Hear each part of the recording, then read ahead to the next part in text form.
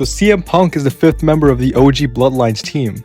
Now, I'm not gonna lie, I wanted this to just be 4v4. I wanted this to just be Bloodline versus Bloodline, but honestly, there's a bigger story here. Think about it.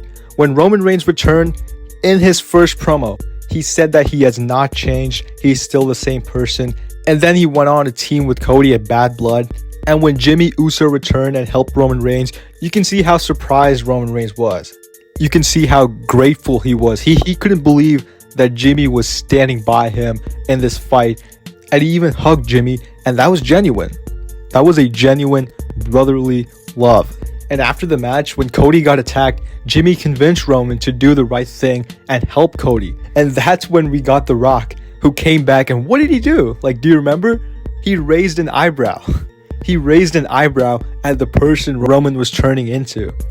And then we have Jay and Sami in the story. Jay and Sami Zayn still have their differences with Roman Reigns. Jay's doing this because he thinks Solo is worse than Roman, and he's teaming up with Roman only to take down a common enemy, which is great. My only complaint is that Jay and Jimmy embraced and hugged a little too soon. I prefer if this happened at War Games, because remember, Jay and Jimmy are still supposed to have their differences. Hell, we got differences right now. Differences here. Differences here. But the point is, Jay has Roman's back. He has his family's back. And Sami Zayn is doing this because 1, he's doing this for Jay, and 2, he still has that family bond with the Bloodline deep down, which I do wish they kind of talked about more. It was just kind of rushed, but whatever. The point is, Sami Zayn has Roman's back. Sami Zayn has his quote-unquote family's back. But that's not all. There's one more member of the OG Bloodline, and that's Paul Heyman. Now, unlike Jay, Jimmy, and Sami, Paul Heyman can't himself get inside War Games and fight. I hope he could, but he can't. So what does he do? He calls up an old friend of his, someone he considers one of his best friends, and that's CM Punk. So I think that's Paul Heyman's way of having Roman's back. And I think this is what Roman Reigns is going to slowly realize. He's going to realize, like, I treated these people like shit, like they were my inferiors, but now when I needed them, they had no reason to help me because I treated them like shit. But they all have my back because that's what family does.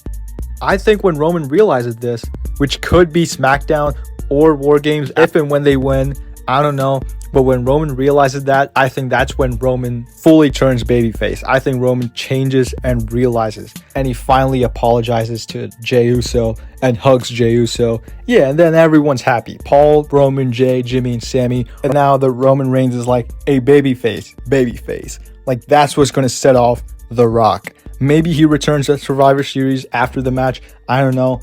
But that's what's going to set off The Rock. Like, looking at Roman Reigns being a changed man and being apologetic and stuff. I do think adding in Punk is way better than having in Seth.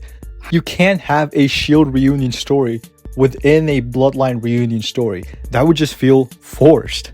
And Seth Rollins joining Roman Reigns would just make Bronson Reed joining Solo Sikoa just like let's just make him the 5th man just because we want Seth and Roman to team up. Which would be a shame, because he actually does fit the Bloodline well. So I really like the story they're telling with CM Punk, Roman Reigns, and Paul Heyman. And even after the segment, when we got the face-to-face between CM Punk and Roman's like, what are you doing here? And CM Punk says, I'm saving your ass. Like, that was some great stuff. And Punk even says, I'm doing this for Heyman, not you. This isn't about you and me. And I don't know if you remember, like back in June or July, CM Punk returned to SmackDown just like a one-off thing. And he had this segment with like Paul Heyman and Solo's Bloodline, where Paul Heyman tells him like, take me back, please, Punk, take me back. So yeah, I really like how that ties into this, I don't think CM Punk teaming up with Roman is random. It actually makes so much sense, and it's building so many stories.